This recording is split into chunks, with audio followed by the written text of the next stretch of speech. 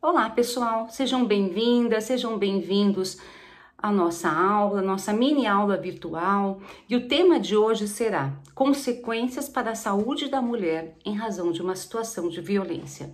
Não é um tema fácil, não é um tema tranquilo, mas é extremamente importante que todas e todos vocês saibam o que acontece com uma mulher que sofre violência.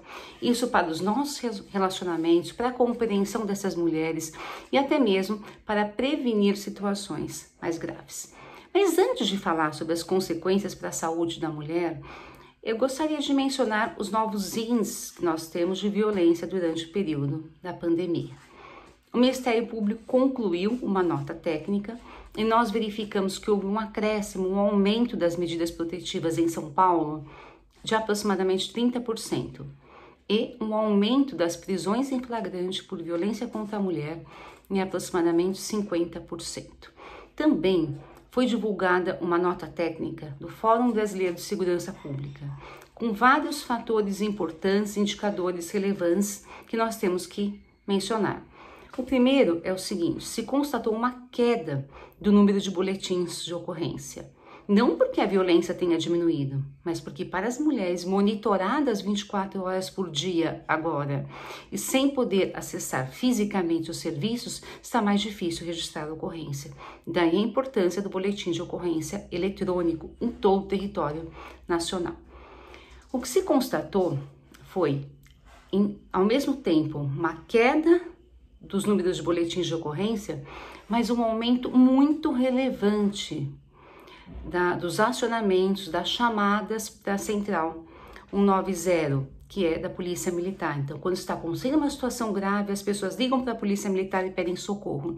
Essas chamadas aumentaram em São Paulo 44%. Também se identificou um aumento das medidas protetivas no último mês de março, uma queda em abril, aqui em São Paulo, mas um aumento dos números de feminicídios e de homicídios de mulheres. Um indicador relevante que foi trazido pela pesquisa é o seguinte: para tentar se monitorar a violência contra a mulher em tempos de pandemia, em que os serviços funcionam, mas as pessoas muitas vezes não têm o mesmo acesso, estão surgindo várias ideias. E uma delas, nessa pesquisa do Fórum Brasileiro de Segurança Pública, foi a contagem, a verificação das notícias de violência na internet. Então, que a internet é um retrato do que vem acontecendo nas redes sociais, nas casas e na nossa sociedade. E olha só, no período de quarentena, os relatos de brigas de vizinhos, brigas domésticas, eles passaram a ser de 52 mil. Em fevereiro, no Twitter, por exemplo, houve um aumento de 10% desses relatos, em março 37%, em abril 53%, porque os vizinhos estão em casa, estão ouvindo essas brigas, percebendo a violência e comentando na internet, ou às vezes acionando a polícia, até buscando ajuda para saber o que fazer. E aqui já fica uma dica super importante: o que eu devo fazer se eu escuto uma situação de violência? Na hora, acionar a polícia pelo 190. Então, está acontecendo violência, 190. É possível ainda combinar uma palavra de segurança com uma vítima, uma conhecida. Então, essa pessoa está numa situação de violência, você sabe, você combina com ela, olha, uma palavra, um gesto. Se ela mandar uma mensagem com aquela palavra ou aquele gesto, ela pode deixar um objeto na janela, por exemplo, você já sabe que é para acionar a polícia militar. Além disso, é sempre recomendável para as mulheres que já sofreram violência que elas tenham uma chave reserva no local de fácil acesso, mas desconhecido por parte do autor da violência. Se tiver qualquer dúvida em relação ao que fazer, acionem a Central 180. É um serviço que presta informações para as mulheres e também recolhe denúncias anônimas. Mas falando então de violência contra a mulher e de consequências para as mulheres. Vocês já ouviram a seguinte afirmação? Ela é louca. Doutora, ela toma remédio. Doutora, essa mulher faz a minha vida um inferno. O senhor não sabe que é essa mulher. Eu já escutei isso muitas vezes em processos. Autores de violência, não raramente, adoecem as suas parceiras e depois usam como argumento aquela doença, aquela consequência para a saúde da mulher que ele mesmo causou. Eu trouxe para vocês alguns relatos muito interessantes, importantes, que foram colhidos pela Tânia Rocha Andrade Cunha, na elaboração da sua tese de doutorado, O Preço do Silêncio. E por que eu escolhi esses relatos? Por se tratar de um estudo científico de uma tese de doutorado, há segurança de que aqueles relatos foram colhidos segundo o que se exige até pela técnica científica e que eles reproduzem exatamente o que está escrito, a verdade. Então, eu vou ler 3 relatos para vocês. O primeiro deles é o seguinte. É uma mulher de 62 anos, apelidada de Maria Luísa, nome fictício. Ela diz: se eu não aceitasse ter relação sexual, ele me agredia e eu sempre queria poupar as minhas filhas. Eu nunca pensava em mim. Eu pensava sempre nelas, para que elas não vissem nem ouvissem. Elas já estavam traumatizadas, principalmente as mais velhas. Para ele não me procurar, eu deitava antes, inventava a famosa dor de cabeça e depois eu passei a ter de verdade enxaquecas e vômitos, tudo em consequência do medo, do pânico. Além da fobia que eu adquiri, que foi a coisa mais terrível para mim nos últimos anos de casada. Eu não ficava só, não ficava sozinha. Eu não entrava no banheiro sozinha. Para andar 1000 metros, eu entrava em pânico, no meio do caminho e saía correndo. Um relato de uma outra vítima. Eu chorava muito. Às vezes, perdia a noite com insônia e ele não estava nem aí. Às vezes eu levantava, ia para a sala, bebia para ver se conseguia me embebedar e dormir. Nada abalava, ele era indiferente. Às vezes eu me achava culpada por tudo. Planejava chamá-lo para conversar, pedir para ele me perdoar. Sinceramente, eu acho que a minha presença o incomodava. Mas se a minha presença incomodava, imagine quando ele ouvia a minha voz. O outro relato importante é o seguinte: eu comecei a me trancar, a me fechar, e eu fui perdendo a minha individualidade, fui perdendo o meu jeito de ser, fui perdendo a minha identidade, fui perdendo a minha libido, a ponto de chegar a pensar que eu tinha deixado de ser mulher. Eu fiquei anos e anos acreditando que eu tinha entrado num processo de frigidez. Celeste, 55 anos. Esses são os relatos principais. Há inúmeros outros das formas de violência. Mas se vocês perceberem, esses relatos têm uma questão em comum. O medo, a sensação de impotência e as consequências para a saúde. Sim, a violência, ela não deixa só marcas físicas. Não deixa só equimoses, marcas roxas, etc. A violência deixa algumas marcas que são, muitas vezes, invisíveis. Os danos para a saúde da mulher. E nós precisamos entender essas marcas e identificar. Por que, para a mulher, é tão traumatizante, é tão doloroso viver essa situação? Quando uma mulher começa a se relacionar com um parceiro dominador, violento, ele não mostra que ele é dominador e violento no início da relação.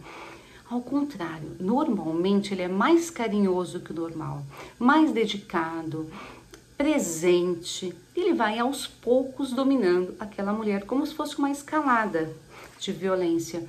Eu gosto de uma referência de uma autora francesa em que ela diz que o dominador age como se fosse um alpinista. Ele vai aos pouquinhos dominando a sua parceira. E aí, então, acontecem as violências, a moral, o rebaixamento, problemas de autoestima. Nem sempre acontece a violência física. Há muitas violências devastadoras também, mas a violência física causa na mulher, especialmente, assim como a sexual e as demais, muito medo, insegurança. Quando acontece a primeira violência, quando a mulher percebe que ela está com medo, ela tem a sensação de perder o chão. Essa é a primeira sensação. Por quê? Não é qualquer homem. É o parceiro dela. Não é qualquer pessoa. É a pessoa com quem ela construiu a vida. Não é qualquer lugar. É a casa dela. Isso afeta demais a sensação de segurança em relação à própria vida. E aí ela começa a tentar mudar o parceiro e quando ela percebe que não consegue, ela se sente ainda mais desamparada. A depressão vem muitas vezes dessa sensação de que ela não tem controle sobre o parceiro e de que ela não tem o controle sobre a própria vida. Quais são as consequências mais comuns para a saúde mental de uma mulher? Depressão, ansiedade, transtornos alimentares, aquelas mulheres que não comem mais nada ou comem demasiadamente, aqueles distúrbios alimentares que todas e todos conhecem, fobia, pânico, estresse pós-traumático, uma conduta destrutiva ou suicida, conduta sexual insegura, então ela deixa de tomar cuidado no seu relacionamento, alcoolismo e drogas. Com que frequência acontecem sintomas? Pelo menos 60% das mulheres que sofreram alguma forma de violência têm, ao menos, ansiedade, medo, perda da autoestima, além de outros transtornos. A violência pode causar também danos para a saúde física. Eu não estou falando daquelas marcas, porque isso todos vocês já sabem. Estou falando de danos para a saúde, danos que às vezes parecem invisíveis. São aquelas doenças psicossomáticas, aquelas doenças crônicas que aparecem do nada e que não saram nunca. A literatura dá os seguintes exemplos dessas doenças: artrite, asma, distúrbios cardiovasculares, diabetes, doenças renais, distúrbios ligados aos hormônios e outros. Além disso, a violência pode causar distúrbios no âmbito sexual, consequências para as mulheres, mesmo que não tenha acontecido um estupro na relação entre parceiros. Os mais comuns são os transtornos ginecológicos, por vezes as mulheres têm vaginismo, elas não conseguem mais ter relação sexual, e outros transtornos, o aborto, alguma disfunção sexual e as doenças sexualmente transmissíveis.